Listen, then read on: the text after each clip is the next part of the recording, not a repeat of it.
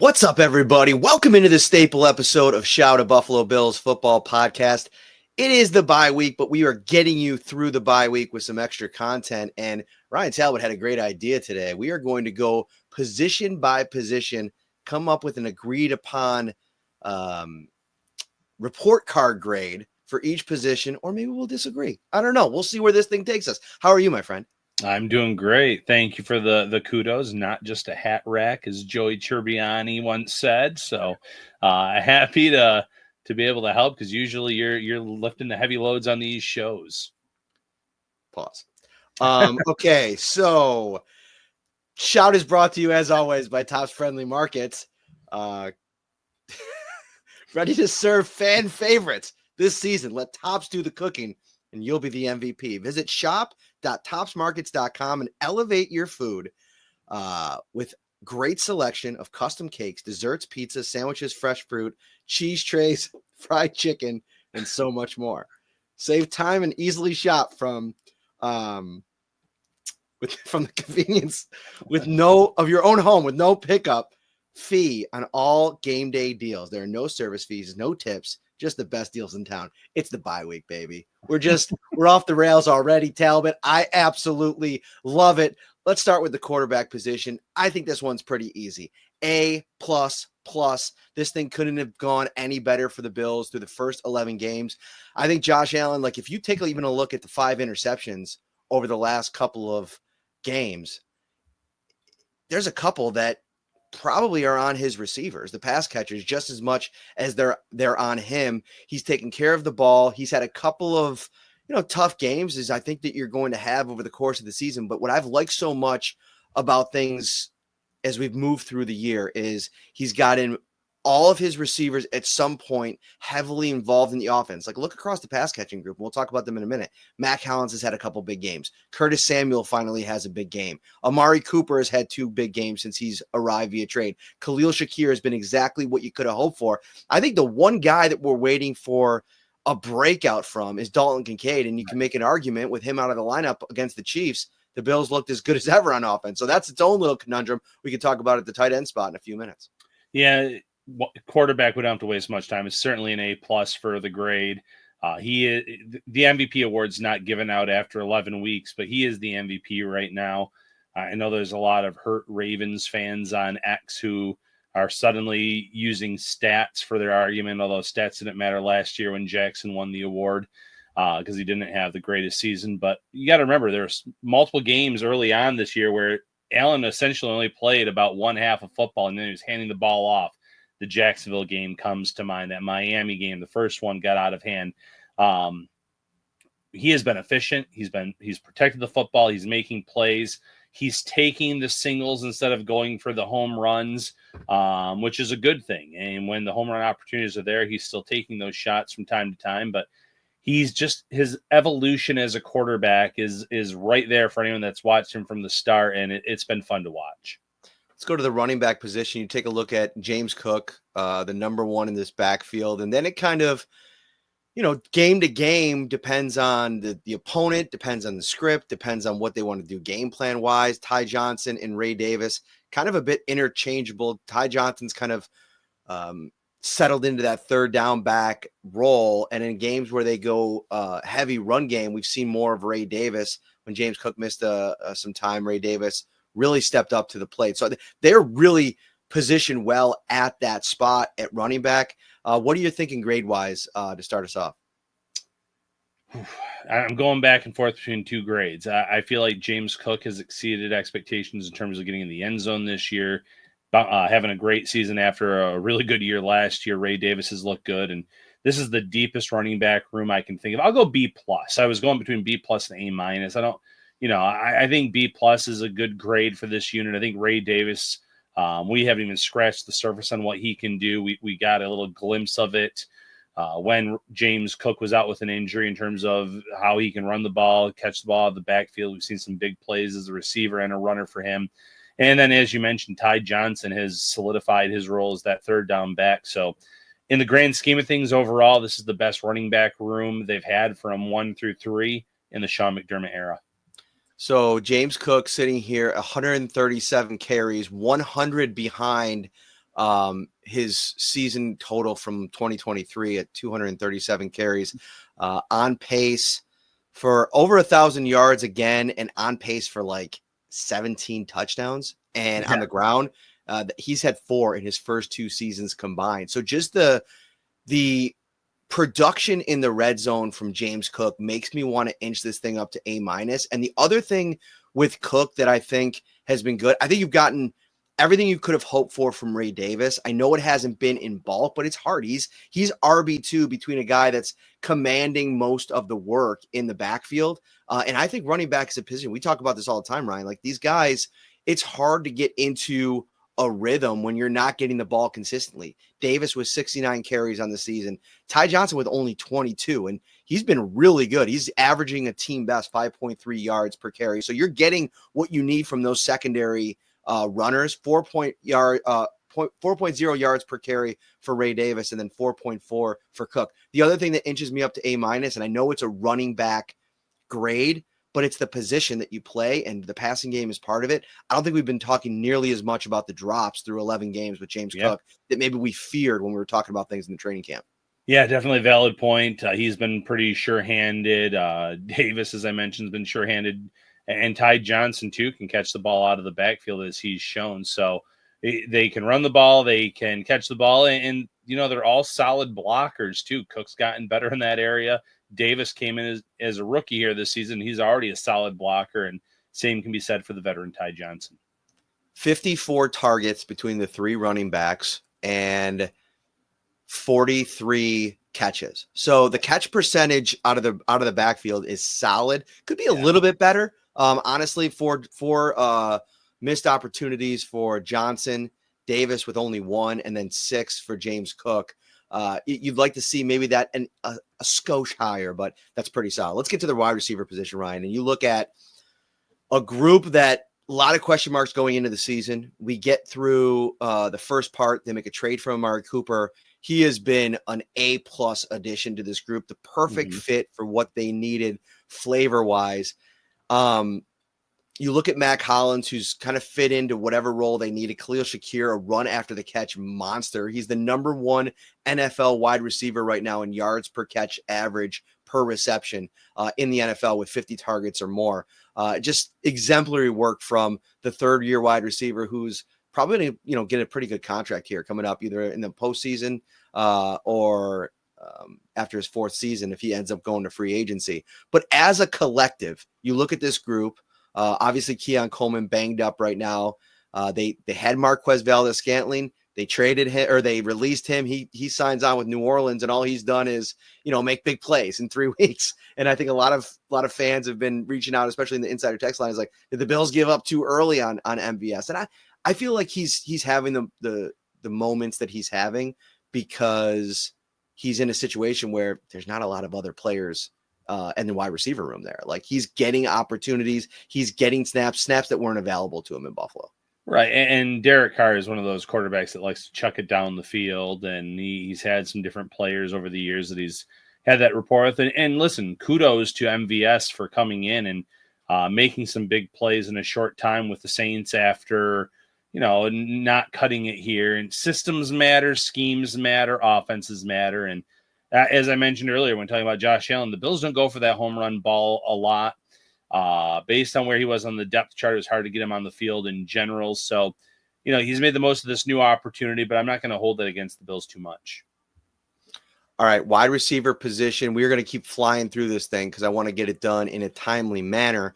We got a lot to talk about on the defensive side of the ball as well. I like your grade there. I think you said it pretty well. Tight end position is interesting because I don't necessarily think Kincaid or Knox have been bad or have really deserve a hit. I more so want to go on the lower end because it hasn't really transpired in the way that I think we talked about it needing to in the offseason when they're both healthy and available. It feels like for big chunks of the season, Dawson Knox is like invisible. And, we see Dalton Kincaid get banged up 2 weeks ago.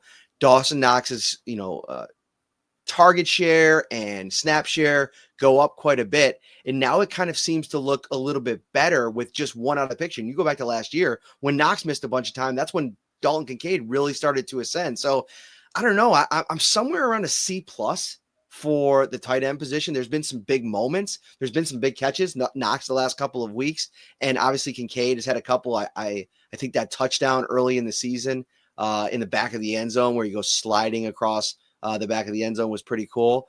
But I just expected a little bit more. Where are you at with the tight ends? Yeah, real quick. I never did give an official grade on wide receivers. I'd say B, but trending upward, by the way. I thought you said B. Nope, I didn't. But I think that's about where I have them. They're going to trend upwards with Cooper getting more comfortable, finally seeing a healthy Curtis Samuel and everything else. I'm going C- actually for the tight end position. Ooh, okay. And part of that is go C. It's based on what I expected Dalton Kincaid to look like in year 2. And I was not expecting him to be the second coming of Travis Kelce, prime Travis Kelce, or anything like that. But after setting a rookie record in Buffalo in terms of the receptions, and they move on from Stephon Diggs in the offseason, he had a really nice training camp. It looked like he was going to be that main target for Josh Allen. And early on, Arizona like triple covered him at times in week 1.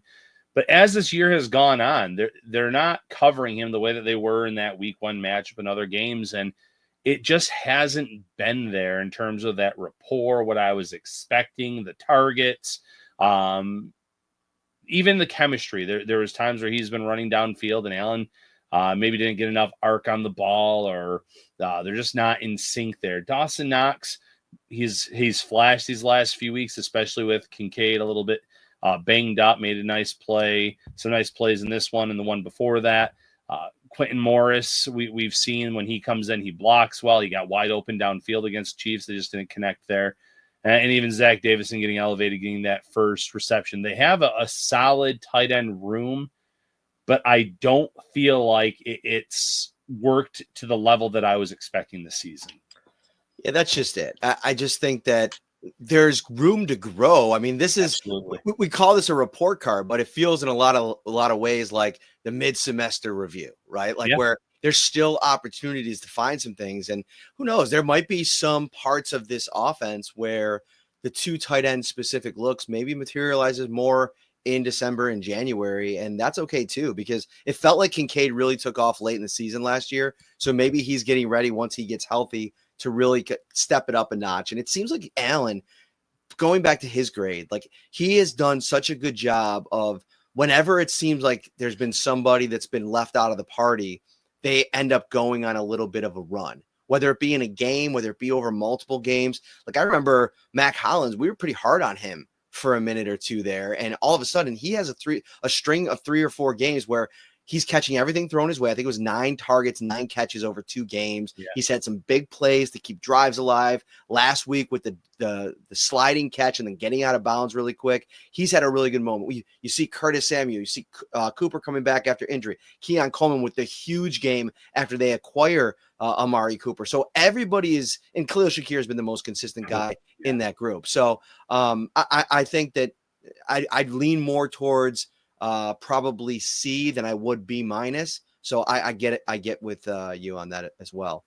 Offensive line. I'm going to start us off here at an A. The one thing that I think I got to ding him a little bit, and if you want to go down to an A-, I think I'd agree to. I was hoping to see a little bit more grit in the run game. And I know Spencer Brown wasn't playing, and I think that probably had a little bit to do with it. Vandermark, after the game, said, point blank, I thought I was really good in pass pro, which I think he was. Did really good work on George Karlaftis, who was really kind of invisible in that game, but said he wanted to probably be a little bit better in the run game and had to go back and look at it. You have Spencer Brown in that game, and maybe you're able to be a little bit more physical, a little bit more aggressive in that part of the game. So I think for having a guy that was making his first NFL start, it's been good. But in that game specifically, I really wanted to see them assert themselves in the run game a little bit more outside of a couple of really nice runs by all 3 backs. I'm going A+, actually. I'm going higher. A for Aaron Kromer, A+ for, that's where the A comes from, in the name of Aaron Kromer, that offensive line coach. He has coached this unit up. Going back to our live show at 2-9s back in July, I sat there and I said, I think the offensive line is going to be a lot better than people are expecting. There were some national sites that had the Bills ranked in like the 20s for their offensive line going into the season, and I just didn't see that. And they have responded in kind. They move on from Mitch Morse. That's obviously a tough move for them to make from a financial standpoint, but you slide over Connor McGovern, and he has done a great job. You talk about David Edwards, who last year was that extra lineman. I feel like you never hear his name. We never have to talk about him.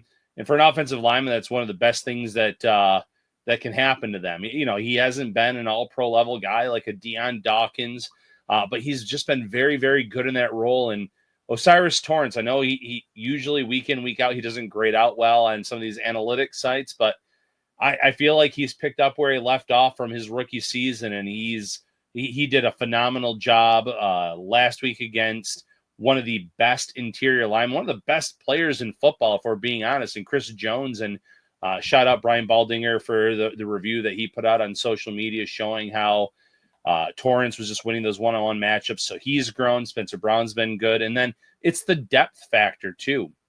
Having a Ryan Vandermark be able to step in, play those 9 snaps the week before this game, play a whole game at right tackle and thrive. You had Tylen Grable, a rookie that won the swing tackle job coming out of camp, and he suffered an injury since then, but being able to bring a guy along that quickly, and Alec Anderson, who you trust at multiple positions. This unit is as good as any on the Bills. No, I think that's a great point. And if you look at Josh Allen's season and the fact that we're sitting here talking about a quarterback that through 11 games has been sacked 13 times, a little bit more than once per game. Yeah. That's pretty sensational. Now, I will say playing Josh Allen is a bit of a cheat code because he just tends not to get sacked anyway. I mean, some of the sacks that he's taken is just like, the pocket absolutely crumbles. He's got no other options. But I think across the board from a pass blocking perspective, this unit has been really good. I actually want to bring up the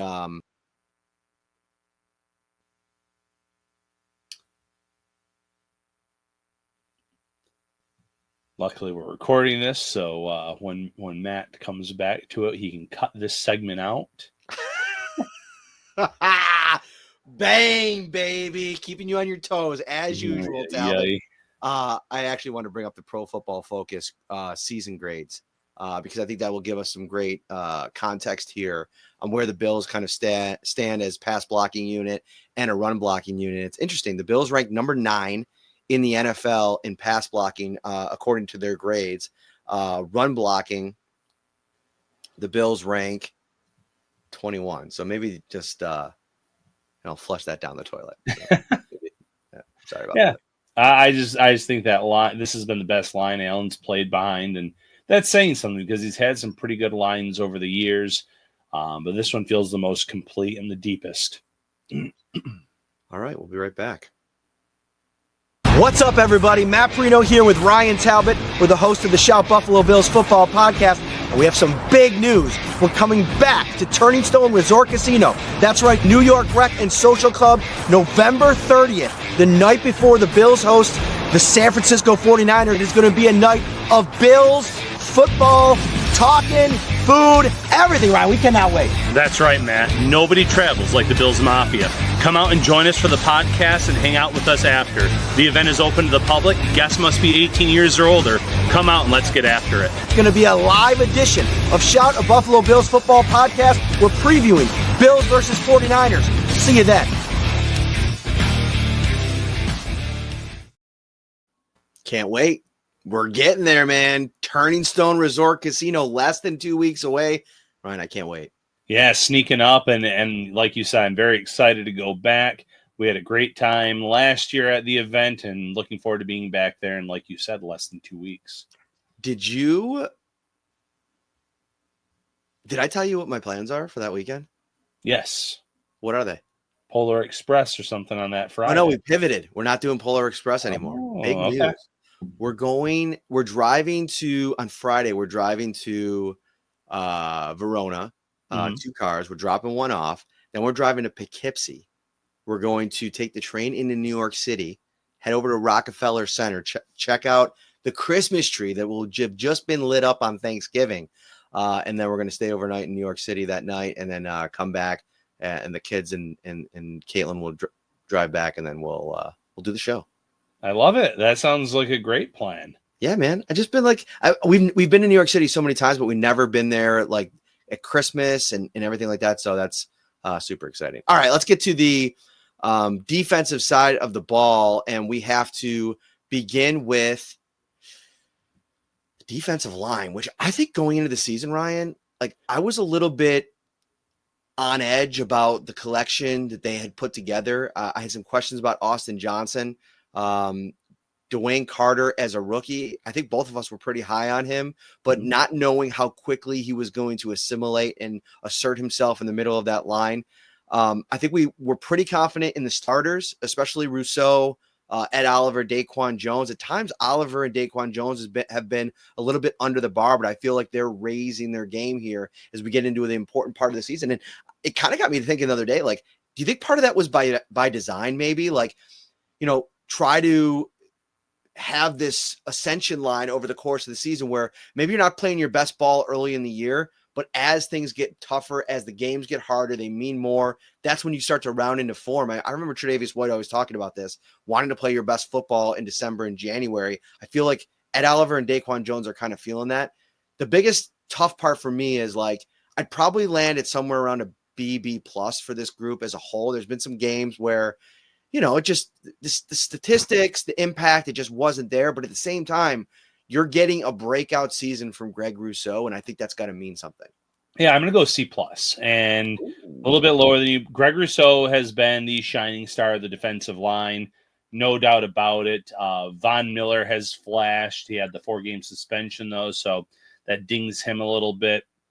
I feel like Dwayne Smoot was a bright spot for them off the edge. Epenesa's having another up and down season.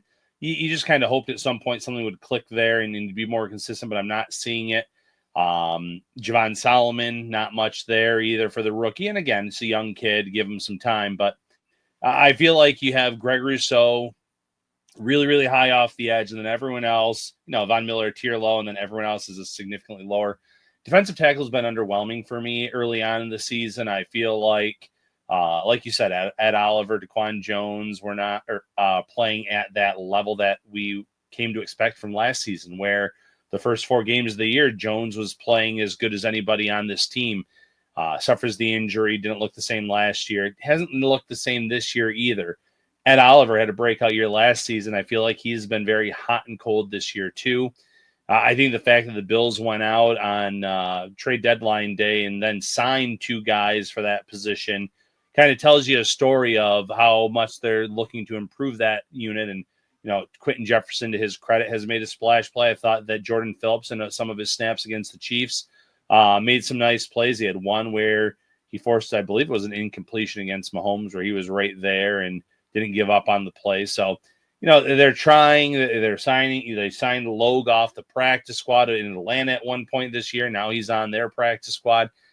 It just feels like they're still looking for answers. Carter coming back is going to help, but as a whole collective unit, that's probably one where I haven't been impressed enough, but I will give them their flowers for their performance against the Chiefs. Yeah, maybe I was a little bit too high there. Maybe you're bringing me back down to reality. The Rousseau piece to me is the biggest. Like everything else has been kind of status quo. I think you've gotten a little bit more from Austin Johnson than I expected. I think that you've gotten more from Dwayne Carter when he's been healthy than I expected. And then I feel like Oliver and Daquan Jones, I think Daquan Jones would probably be the one that I ding the most, but it wouldn't, I don't think, bring me down below a B level, because the Bills, I think in some of the big games this season, their defensive line has found a way to have an impact, especially when they rush 4. I don't have the numbers in front of me, but in a bunch of games this year, I feel like they've done a good job with their rush. I thought it was interesting that Bobby Babbitt started off his press conference yesterday talking about Marcus West. He gave a shout out to all the coaches. Yeah. Wes was the first guy that he mentioned, and I think he's done a really good job with a bunch of different pieces there. We'll probably have to, what did you say, C+? Yeah, C+. Yeah, let's meet in the middle. Let's go to a B-. And I think you've talked me to. I think I was a little bit too high on maybe Rousseau initially, but that's so important. I guess why I veer to the higher grade is because if that ends up just being the one thing that you get out of the season is that there's potential for Greg Rousseau to be a game wrecker in January, that like skyrockets the grade because you need that guy. You need that one guy that you could count on down in, down out. He was a real problem for the Kansas City offensive line the other day, and I think he's going to be like that against most of these top-tier teams. Like, I don't think anybody's afraid of the Baltimore Ravens offensive line, Cincinnati's offensive line. Like, there's a lot of offensive lines where I feel like, Pittsburgh is starting to get it together, but we saw what Greg Rousseau did to Broderick Jones in the preseason. So I guess Greg Rousseau, A, everybody else in the C range. Perfect. I agree with that. All right, linebacker. Start us off. What do you got? Linebacker is a tough one because Terrell Bernard is a star. Dorian Williams has emerged this season as a solid player, really taking a good leap from year 1 to year 2. You're getting Matt Milano back. The depth is what worries me a little bit there. We saw Balin Spector at times this season, not looking the part in terms of being a quality starter. He's banged up right now and injured. You're leaning on some young guys, Joe Andreessen, Eddie Ulofoshio. You have a veteran there too who lacks that, the athleticism, the versatility of the rest of the group. Based on the starters, I go very high, but overall depth, I think B+. I like that. And I also think that what has to go into that is what they kind of unearthed with Joe Andreessen based on the preseason. Like, that's got to get baked in part of here. I mean, finding another UDFA out of UB to be potentially one of these kind of long-term players for you. You already have Cam Lewis, who's playing at a super high level that I think is going to take the safety. We got to talk about that. Do we want to grade it just as the DBs as a whole? Or what do you think? Oh, that's a great question. Let's separate them. Okay, we'll separate them. But you got Cam Lewis, you got Jamarcus Ingram, who have both played well when called upon this year. Now you have Andreessen and another guy in kind of the pipeline. We haven't even seen Edifon Ulofoshio, who, Right. I was pretty excited about during the draft process and, getting a chance to see him out on the practice field. Injuries really kind of torpedoed any chance of him rising up the depth chart. And now you sit here, you're about to get Matt Milano back. I think Dorian Williams has been everything you could have hoped for in place of an all-pro player, all while saying there's been some moments where it hasn't been as good as you'd like. Right. I'm fine in that B- to B+ range. On the high end, I think Bernard gives you some of that high end. Some of the good games of Dorian Williams have been really good as well. And I think Spector, before he got hurt, gave you some really good time. The problem with him is it is a ticking time clock with Balin Spector. The injury is coming at some point. Right. Absolutely. And perfectly said. I feel like every year the Bills draft a linebacker or they bring in these guys and they develop them well, but it's going to be interesting, when Milano comes back, how that looks in terms of easing him back.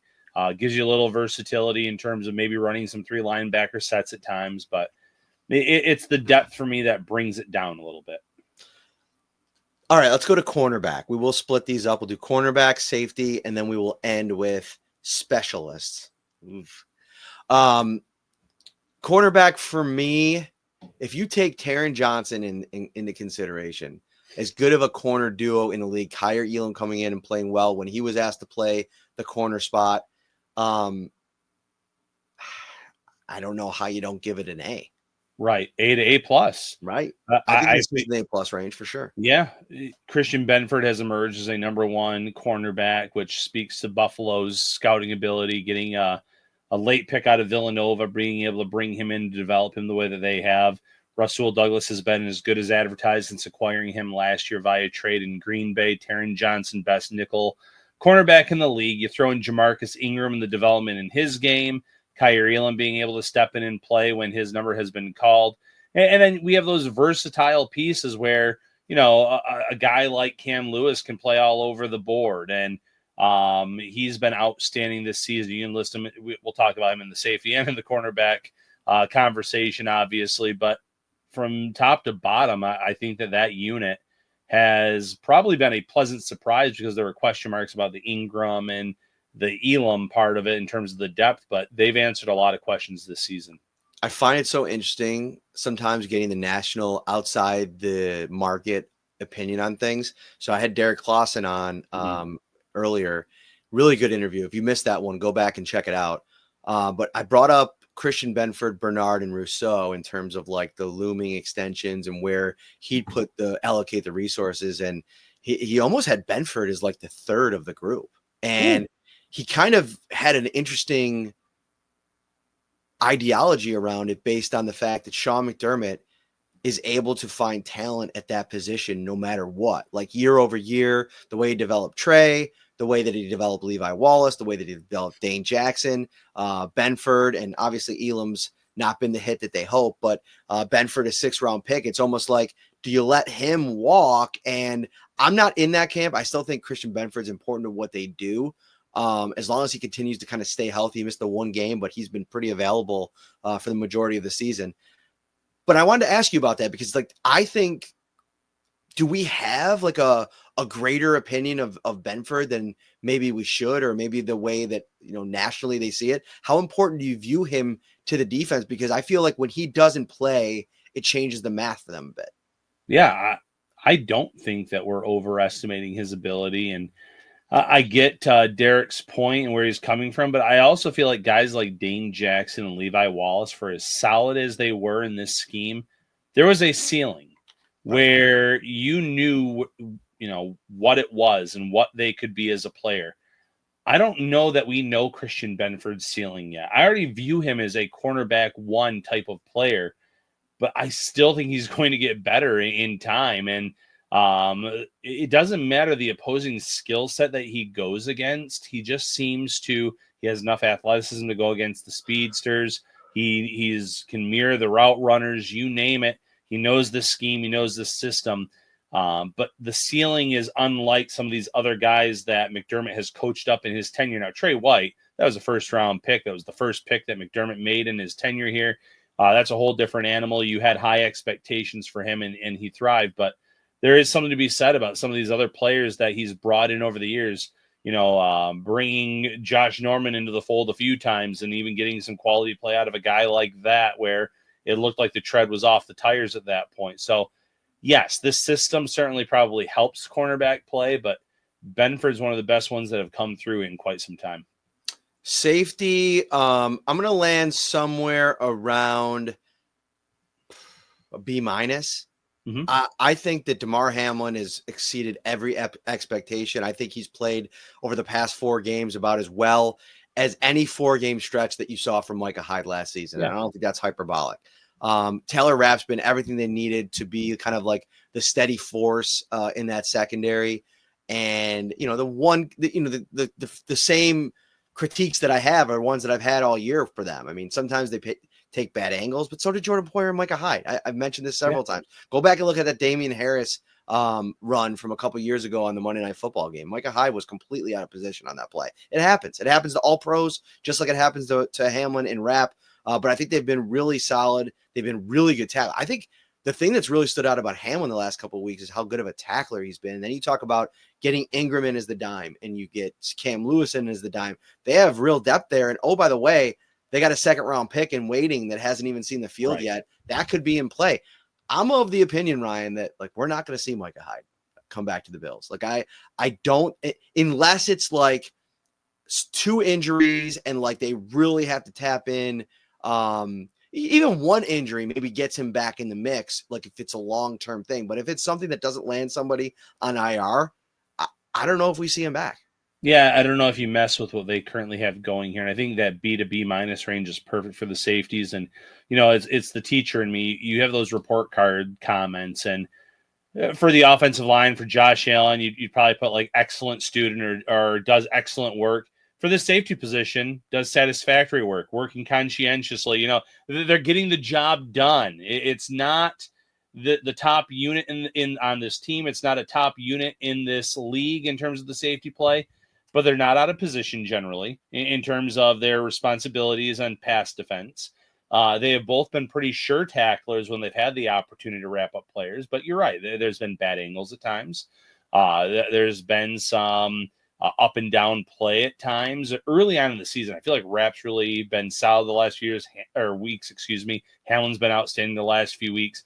And then, lo and behold, you do have Cole Bishop kind of waiting in the wings for that opportunity. And they felt comfortable enough with the talent on this squad to release Mike Edwards, who they had brought in originally. So I think from top to bottom, this unit's been very good. You have a Cam Lewis, again, who I already mentioned, the cornerback group can do a little bit of everything.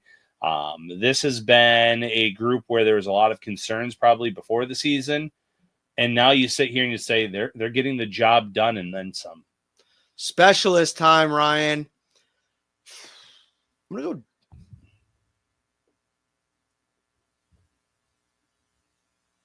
to go see. Okay. I'm going to go see. And here's why I'm going to go see. I think Martin's been really solid. Really solid. I think if I was just grading Martin, I'd probably get into the B range. I have to ding him a little bit for Bass's weird season with kicking, because how much of that is on the holder. And then also for Bass, like, I want to ding him, but the 61-yarder was so huge.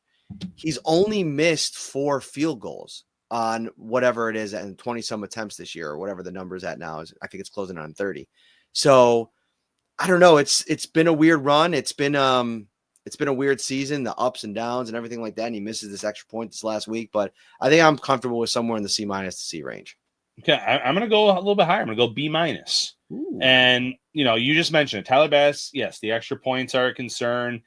Missing those are supposed to be the gimmies. The 4 field goals. It's been a weird year for kickers, though, Matt. I watched that Bengals game against the Chargers. That Bengals kicker, McPherson, had been pretty automatic going into this season. He missed 2 kicks. Justin Tucker no longer is that automatic guy from that high 40s to the 50 range that he once was. A lot of up and down play at that position. So, it's not just like Tyler Bass is the only one out there missing kicks this year. It's been a positional problem across the league, but he's done a good enough job. That 61-yarder was as clutch as you can get. Sam Martin, I think, has been punting the ball very well. You look at the average, and I think he's averaging about 46 yards per punt this season. But a lot of that has to do with field position, making sure that you're burying teams inside the 20. A lot of the times he's getting them around the 10-yard line, backing them up. He's getting the job done. And then, you have to throw in Brandon Codrington as well, who has been excellent for them. He's had 1 muffed kick, I believe, so far, between being the primary kick and punt returner for this team. Huge return against the Chiefs. Huge return against the Chiefs. He's had a few huge returns, either in the punting game or the kicking game this season, where he's come very close to ripping it off for a touchdown. There's been other times where he's flipped the field or put the Bills at least in really good starting field position on their side of the ball. So you throw him into the mix. I'm going to go B-. I like it. I'm going to go, that's the end here. Come back on Friday. We have another show in store for you. It is going to be this week's edition of 3 Big Questions. And we're going to bring in a bunch of insiders to help us out. If you want to become an insider, text 716-528-6727. It is $3.99 a month, but you get a 2-week free trial to check it all out. And it's brought to you by Carrie C. Byer, attorney with the law offices of Francis M. Litro, located at 237 Main Street in Buffalo, New York. If you or someone you know is seriously injured, give them a call, 716-852-1234, or check out litrolaw.com. That'll do it. See you Friday. Take care, everybody.